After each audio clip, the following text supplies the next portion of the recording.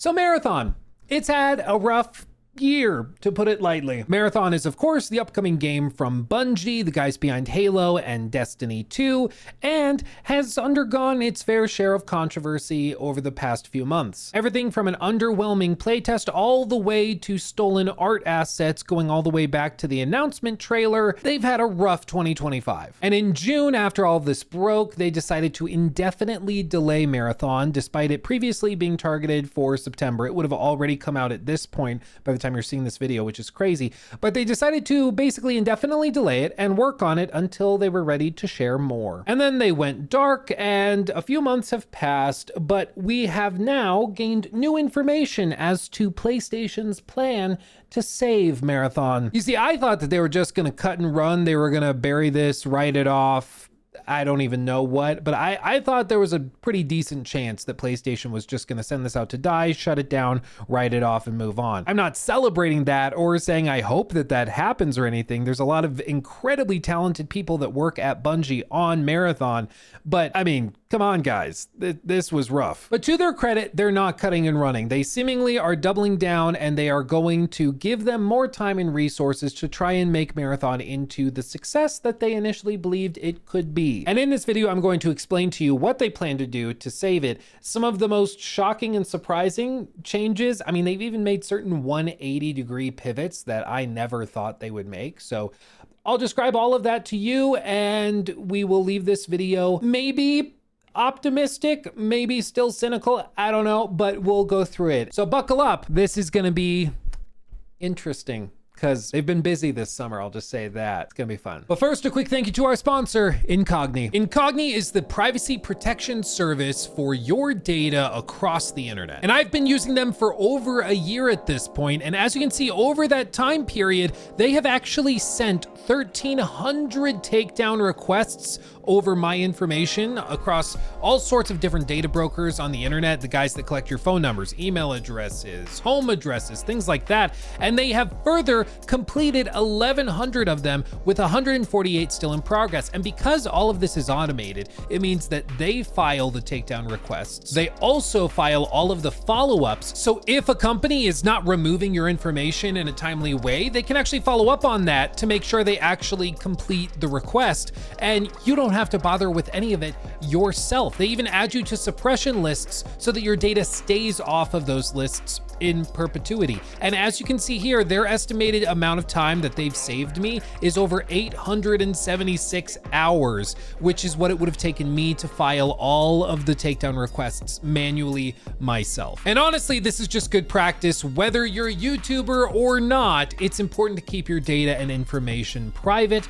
and not let a bunch of random people buy it and sell it across the internet for whatever reason. Protect your information today with Incogni. Links below, and if you use my link, you'll save big on the annual plan. Again, I can't recommend them enough. I've been using them for a year myself, so I can absolutely recommend them. Check them out today. Links below. Okay, so Marathon was of course revealed back in 2023 after being rumored for a year or two prior to that. The announcement trailer was so vivid and artistically interesting that a lot of people were compelled almost solely based on the art direction. Like, you couldn't really make much of the gameplay or what was intended just from this trailer, but a lot of people saw the trailer and said, I don't know what this is, but I'm interested, which is kind of the point of an announcement trailer, to make you interested in the world and the universe and want to see more, which is what they accomplished here. However, this was not revealed in a vacuum. Actually, a year before it was announced, Bungie had a few leaks to deal with, specifically from Tom Henderson. In October of 2022, he reported on a bunch of gameplay details that would prove to be accurate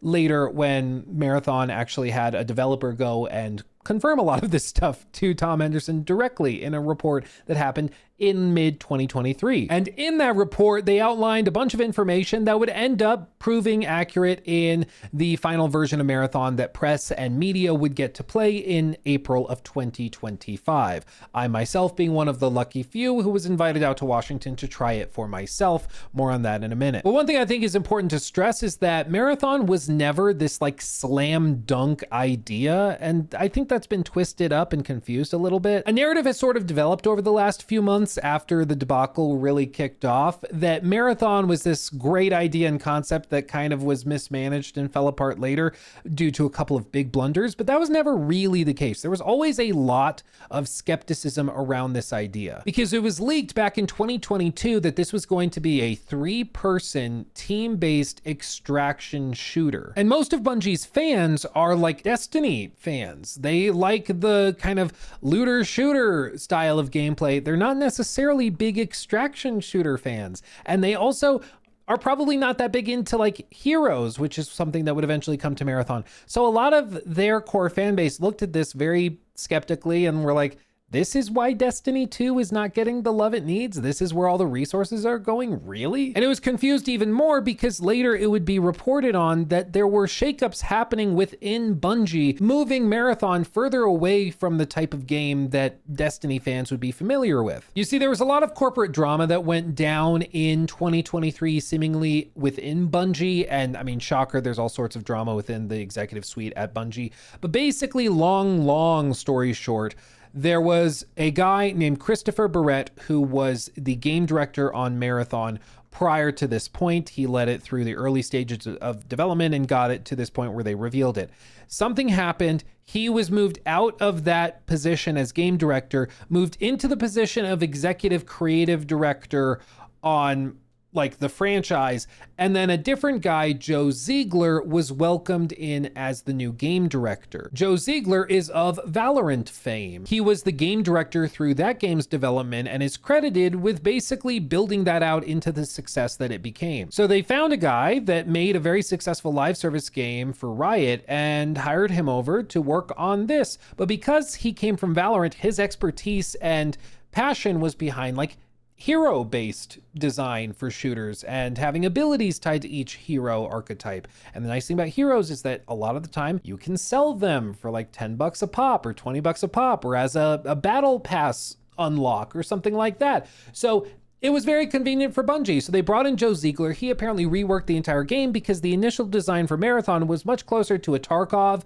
or another extraction shooter like Exoborn or something like that, where it's based around just a guy or a player character, and then you customize them with all sorts of different attachments and stuff to give them unique abilities. Whereas Marathon now was going to be tied around runners, each of which would have a basic archetype of being a stealth-focused character or a melee-focused character or a speed-based character, etc., etc. And then you could customize them to a lesser extent with the loot you found in match to match. But once again, this was sort of polarizing within the Bungie community because they viewed Valorant as a very good game, but not the type of game that they expected from Bungie. And so bringing on the game director from Valorant over to rework Marathon in his image, effectively, it was just a surprising pivot. In other words, they weren't super stoked about the game from the outset. They didn't love the idea of Marathon. And then it seemed like this was a move to shift Marathon even further away from the Destiny 2 player base, at least the types of games that they would traditionally like. But this was perhaps part of the strategy. You see, Destiny 2 was reaching the end of its life cycle when PlayStation bought Bungie for $3.7 billion. So PlayStation knew that Destiny 2, while very successful and big game, was reaching a later stage in its life cycle. It was going to start seeing players drop off and revenue start to drop, so they needed something new and fresh. And instead of just doing a Destiny 3 or something, they wanted to ignite a new, more energetic, fresh idea, like an extraction shooter on console. And something I've heard from numerous people that are working on Marathon as we speak, and other content creators and people at the event I went to earlier this year, a lot of them seem to view extraction shooters as the next big thing in FPS live service games. I mean, maybe I'm just out of the loop, but that seems so genuinely shocking to me. It's bizarre. Like, I do not see how a guy who's like working a blue collar job and like just gets home from a long day's work, wants to drink a beer and play some games. Like, I get how he could play Call of Duty for an hour or two and then move on, or a battle royale for a few rounds and then move on, or a few matches of Marvel Rivals and move on. Like, I get that. I don't know if the casual gamer like that is going to connect with a hardcore extraction shooter where hours and hours and hours of progress can literally be wiped out in a single death because you got sniped from across the map or because your teammates sucked in that random pairing. I understand some people love that and love that concept that it's always super, super high stakes. But I also think that that is, by its very nature, going to appeal to a more hardcore audience. And I think the magic of battle royales like Warzone or Fortnite or other live service archetype games like the hero-based shooters, whether it's Overwatch or something like Marvel Rivals, is that it's really easy to pop in and it's really easy to get into whether you are a hardcore player or a casual player just looking for some light fun. Extraction shooters, by their very nature, are quite niche. That's kind of what they're designed to be. And so it's so bizarre to me to hear employees at Bungie describing extraction shooters as like the next battle royale, like that they're getting in on battle royales before they become a thing. And I just do not see it. I just don't see it. I don't know. Let me know in the comments if you think that that's going to be the next big thing, because I just personally don't get it. But regardless, Joe Ziegler would start work on Marathon in 2023, and over the next 18 months or so, he built it out in a way that he thought would be more successful than the previous version. And then came early April 2025, when a few select content creators, journalists, and press were invited out to Washington to try the game for ourselves. It was a really cool trip, got to meet some cool people, like original designers who worked on like the OG Halo games, which was just bizarre. They're like, oh yeah, you remember this or that level or this level? Yeah, I did that. Like, it was crazy. You're meeting these people that worked on something from your childhood and they're just casually there sipping a coffee. It's bizarre, but it was genuinely really, really cool. But after a while, we sat down to actually play Marathon and give it a shot. And I made a big video back in April outlining my time with the game, and I also played it on stream when the playtest opened up. So I won't reiterate everything in excruciating detail again in this video, but to put it simply, after roughly 15 hours worth of gameplay, I felt as though I had seen pretty much everything Marathon had to offer. I had experimented with all of the heroes, or they called them runners, and I felt as though I had seen pretty much everything that the gameplay loop had to offer. Of course, there were late game and end game loot and items and weapons that we didn't get to see in our playtest, but I felt as though I knew what Marathon was, and it just didn't seem like there was enough meat on the bone to justify a premium price point. Because yes, this is a premium game. It is still a premium game. As of right now, that is the understanding. This is not going to be free to play. It's not going to be free to download and give it a shot. This is a premium product they expect to charge maybe 50, 60 bucks for. I doubt they go so far as to charge 70, but they view this as a premium product. And the version of the game we played had 2 maps playable, but they told us there would be 3 maps at launch, with a 4th one coming at a later date after launch. There were major quality of life necessities that were missing from the playtest, which to a certain extent is understandable. It's a playtest, but at the same time, we were playing this game just under 6 months out from when the game was set to launch. There really was not a lot of time for them to throw some of these things together. Like, for example, I asked one of the game directors what were the things that he thought were revolutionary, because they said they wanted to make a revolutionary extraction shooter in a slideshow they showed us before we started playing. And he told me that there were 2 things he thought really could revolutionize this genre and bring something really fresh and unique to the console space. And that was specifically the ranked mode, which at this point did not exist because they had not made it yet. Again, they had a bit over 5 months to finish the game at this point. And he said the 4th map, which is set on the Marathon ship, that has a bunch of really cool, like, end game puzzles and systems and high tier loot and stuff that is really, really cool. But again, it's for late game players. You're probably only getting in there after like 50 hours of grinding. And if you die in there, you lose everything you brought. So there's more grinding to be able to get back on there. So already I'm like, very, very few people are ever going to see this ship, but okay. And it's also coming after launch. So like, I don't see why I should be super excited about it. You know, like, it's coming later. And so even at the playtest, before the big scandal broke out, which we'll go through in just a second, I thought that this game needed a stiff and girthy delay, as did many, many other people who tried it during the playtest that would follow. They opened it up to streamers to give the game a shot and try playing Marathon for a couple of weeks. And honestly, a lot of people just found it wanting. They played a handful of matches, went, yeah, it's not bad, there's just not a lot to do, and they moved on. There were also a few core design decisions that seemed just utterly baffling, such as the extremely oppressive stamina system, which they called heat. Basically, anytime you run or sprint or jump or do anything physically exerting, you build up heat that slows you down, and if you max it out, it's like when you run out of stamina and you need to recover it. And this is bizarre because It's a game about runners. That's the name of the heroes. Like, they're called runners. And you can't run for extended periods of time. And so most of the game you're walking. It's really weird. Like, at one point when we were all playing the game, we went off and had lunch afterwards, and somebody in the group went, so why are they called runners if all they do is walk? And one of the Bungie employees was like, yeah, we've made the joke that they should be called walkers instead. We make that joke internally a lot. And I'm like, what do you mean? Like, if you know that's an issue, why have you not fixed it? Like, it's bizarre. And they said, well, there's late game items that can increase your heat dissipation so you can run for longer. And I'm like, that's great. Most people will have quit before they see that, okay? Like, you gotta fix it. And so we gave them that feedback and we communicated all this stuff.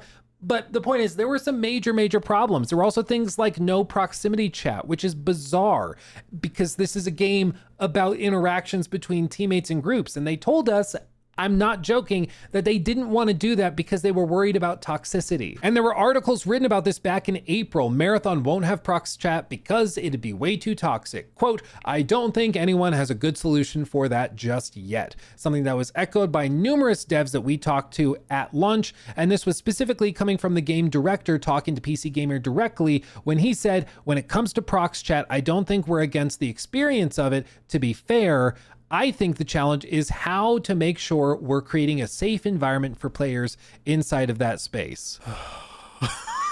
It's an extraction shooter where you kill each other and you literally kill each other.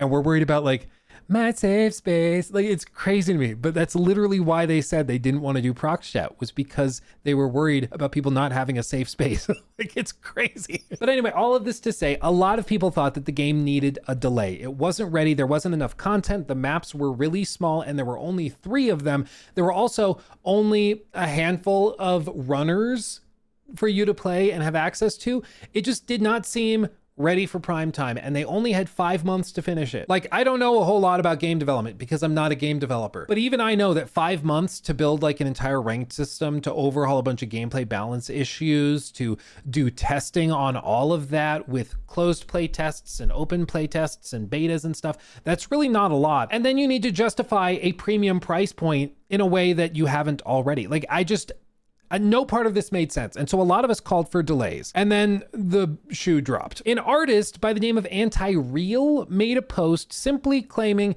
the Marathon Alpha released recently and its environments are covered with assets lifted from poster designs I made in 2017. And this is a big claim. This is huge. And honestly, when it first dropped, I was like, what are the odds that this is real? But you look at it and dude, like, it's pretty egregious. I saw these screen caps that she had pulled together and you look like Aleph and then the text is there and it matches perfectly with this post. And you can verify on this post with this link that Anti-Real posted this poster in 2017, well before Marathon was ever revealed, and it's using word for word, letter for letter, the same exact text and decals all over the place. You can see other references, like this is the original post posted in 2016, and then these are the Marathon pieces of artwork taken elsewhere. It was pretty close. She also outlined how she had hidden certain little symbols and things within her artwork that ended up in Marathon as well, because theft of her art had happened numerous times before. And so she started putting little, like, basically watermarks hidden deep within the artwork. And they were also copied into Marathon. This was such a mind-blowing and egregious and obvious example of just straight up copying someone else's art and pasting it into the game. It was crazy. These decals, like, it literally taken from down here on the poster, copied, and then pasted straight into the game. Wild.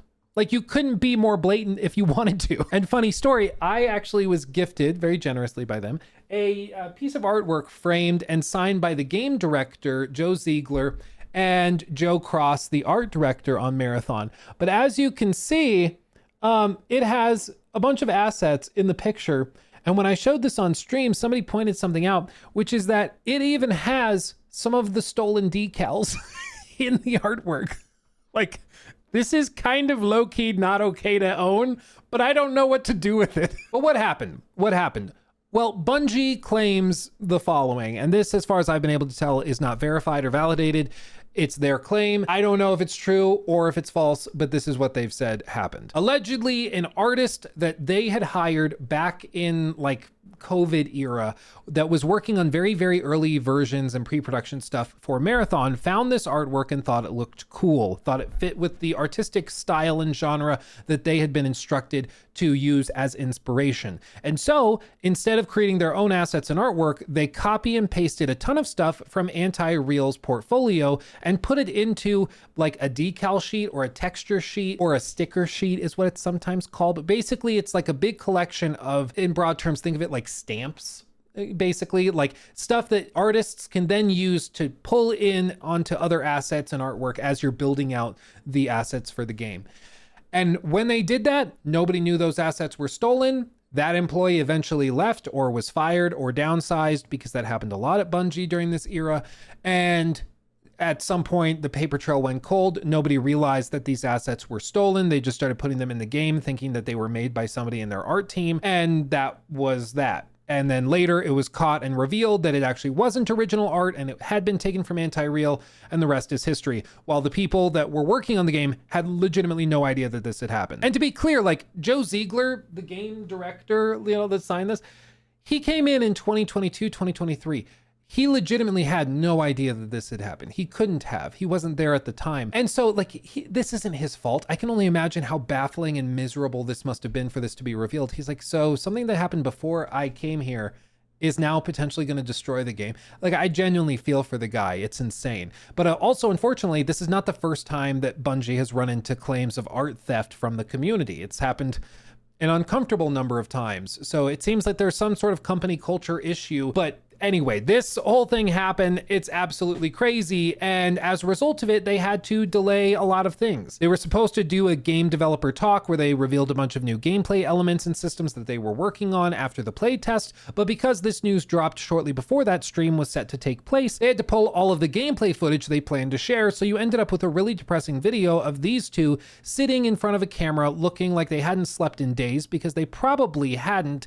And they just had to take it from the chat, which was pretty uncomfortable to watch. And genuinely, I felt really bad for these guys. Like the fact that Bungie leadership didn't allow them to cancel the stream, which I think everybody would have understood. Cancel the stream. You have nothing to show because the gameplay footage is filled with stolen artwork. But they didn't let them do that. The executives forced them to go and sit there like a humiliation ritual, like sit there and take it. Look what you've done. Even though by most metrics and accounts, they didn't have anything directly to do with the stolen artwork. Ultimately, they're leaders, so they are responsible, I guess. But this was bizarre, and it was really uncomfortable to watch and kind of sick. And it made me lose a lot of respect for Bungie executives that they forced these two guys to sit on camera like this. It was really kind of gross to me, honestly. Like, yeah, the memes are kind of funny when they're posting all this stuff in chat, but you got to remember, these are two human beings, and they're two human beings that seemingly did not have any direct involvement in what they are being mocked for. And so it's just really kind of gross and uncomfortable. And shortly after this, the game was delayed indefinitely and they went silent for months. And that brings me now to the broader point, which is how they're going to save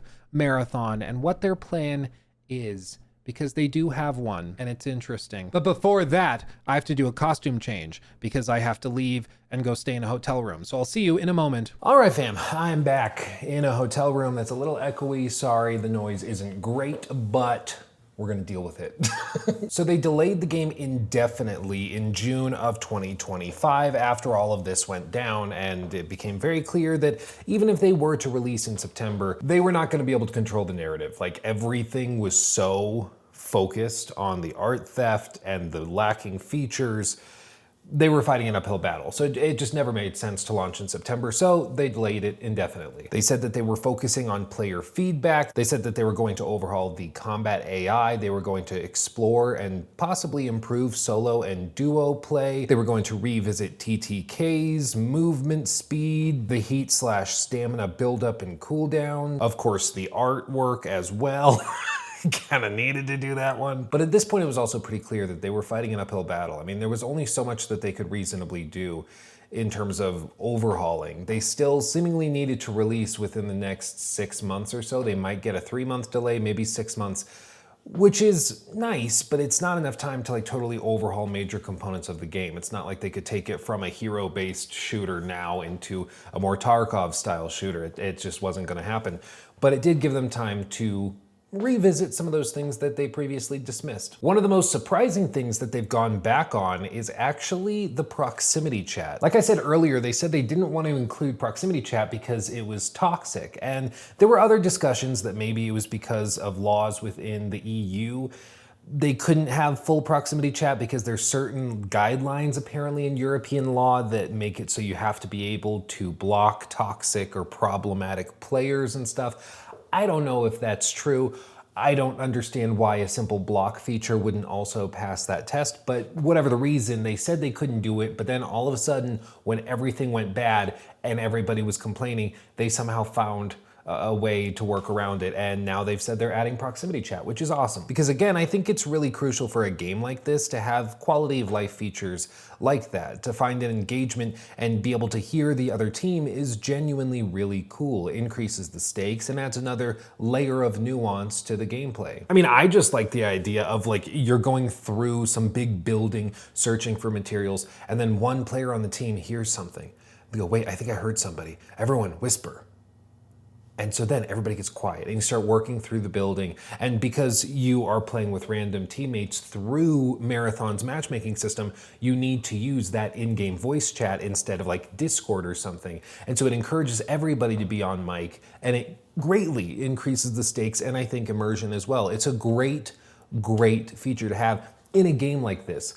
Granted, there will be toxic people, as with every game, but if you don't like it, you can just block them. Like it's, I've never understood where they're like, we can't risk it. People might say mean things. I'm like, just block them. We're adults. Like it's fine. It's crazy to me. But they've walked it back. They're adding that, and that's good. This one I'm more sympathetic towards that they're not changing anything because honestly, if the game is built and balanced around 3-player teams, playing solo is possible, and it is possible in Marathon to load in solo and go through a match just 1v3 against everybody, but like it just doesn't work. If the game has been balanced around team synergies and around like this player has this combo with this player character's ability, and then this throwable has a buff for everybody, that's a very unique dynamic, and you're not going to magically replicate that by allowing solo queues, unless you have a solo queue entirely for everybody. But they did tell me when I was out at the studio that they experimented with solo queuing and just having a mode where you could load in by yourself. But what happened was everybody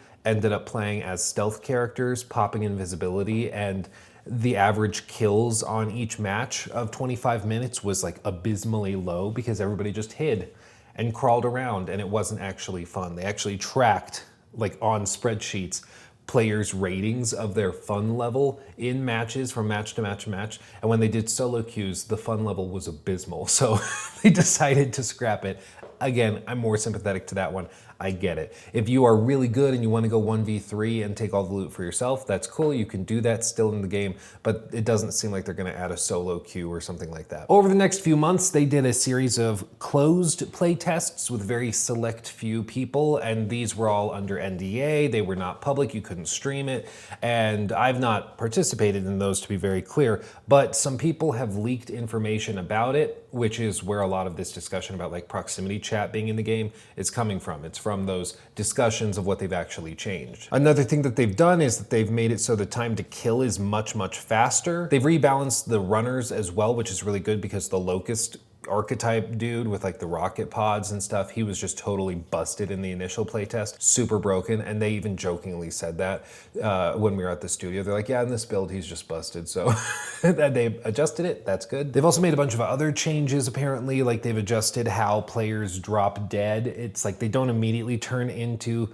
like the weird particle effects. They actually drop as a body, and that body stays there until they've been totally wiped and can't be rezzed anymore. That could change, I don't know.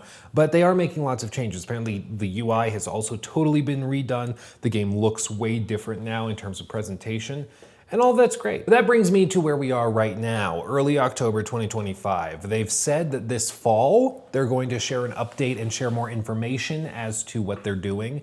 and what their game plan is for launch and everything. Recent leaks suggest we may not hear from them until as late as November, but either way, sometime before probably December, we should hear from Bungie, and they should explain what's going on and what their plans are. If I had to put money on it, I would expect that they're probably going to launch sometime early next year, maybe like February, sometime like that, and that they are going to try and launch with all 3 maps, all 6 runners, maybe even with the marathon ship, which is that end game level, at launch as well. And it wouldn't surprise me if they try to do just like a total revamp of the marketing cycle. Like they just kind of restart and they invite people out again to try the new version of it, and they just give it one more shot. And that's because I think really, my impression is that Sony has been so fed up with Bungie's mismanagement that they basically told them, you need to get Marathon out in 2025. End of delays, end of postponing this, kicking the can down the road, you need to get it out. So they frantically tried to throw the game together, which is the version we played back in April, and they had 5.5 months basically to frantically finish the game, add in features like the ranked mode, the final maps, additional maps, all sorts of other stuff that just wasn't even close to being done when we tried it. And it became very, very clear that they were not going to finish it, and it was going to flop if they tried to launch in September. So Sony, to their credit, have given them a little bit more time to actually finish it and hopefully deliver a product that has a chance of success. And personally, I think there is like a 5% chance, maybe 10% chance that this could work out. And that's almost entirely based on the numbers. They had something insane like 500,000 people in the server, the Discord server, trying to get early access to the playtest for Marathon, even in the midst of all of the negative news and everything. The announcement trailer for Marathon has 22 million views. Destiny players are getting really fed up with the state of the game and are looking for something else, as are players of a lot of other extraction shooters. So I do think there is an opportunity here for them to come in, and if the game is really good and polished and solid and is presenting some unique ideas, I think that they could find some success with this. I don't think it's likely because they are going up against games like Arc Raiders, Exoborn, and plenty of other behemoths like Tarkov. But the Bungie community is pretty diehard, and they are very interested in what Marathon is, what it represents, and the vast majority of Bungie fans have not gotten the chance to try Marathon for themselves. And the version of Marathon that they're gonna try is significantly better, it seems, than the version we played back in April. Furthermore, there's been recent shakeups within Bungie where, of course, the CEO left the company recently. He kind of jumped ship, took his stock options and ran. And there's been a lot of other shakeups within the leadership team at Bungie. And so I think that there's a much different energy going on. Maybe not great energy and morale, but there have been a lot of changes, and maybe that can spark something fresh and interesting. Similarly to that, PlayStation has also seemingly taken a very direct role in Bungie's operations now compared to where they were even a year ago. And that could end up going really well because PlayStation, like, they are pretty capable of putting out really solid games. Ghost of Yotei just launched and it's great.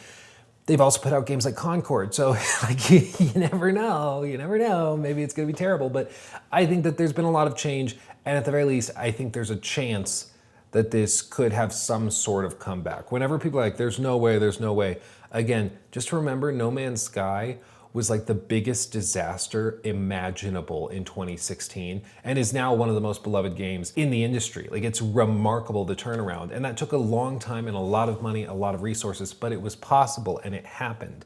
So anything's possible with Marathon. They could make a comeback and end up being a really popular live service game because God knows there's a lot of name recognition now. And the fact that you're watching this video shows there's at least some interest, maybe just for the lulz, maybe just to make fun of it, but there is interest nonetheless. So I don't know what's happening, but they seem to be trying. They're not gonna give up, and that's admirable because I think a lot of us were braced for them to just cancel it and move on and pretend like nothing happened. And you know, I wouldn't necessarily blame them if that's what they did. Like, I would get it. It would suck because a lot of people lose their jobs, of course.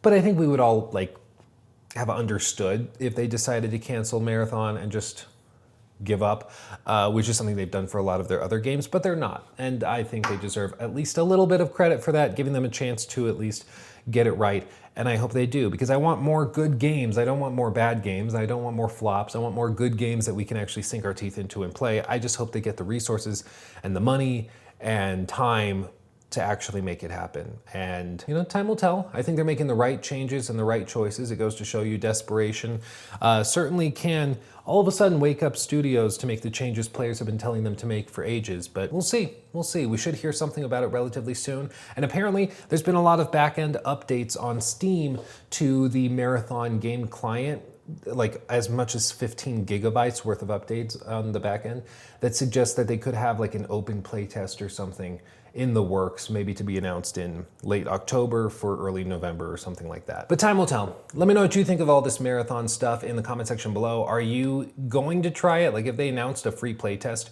would you even bother downloading it and trying it if it was free and open to everybody? I'm genuinely interested because it could be that this is just DOA, or maybe there is a little bit of interest in what they have here.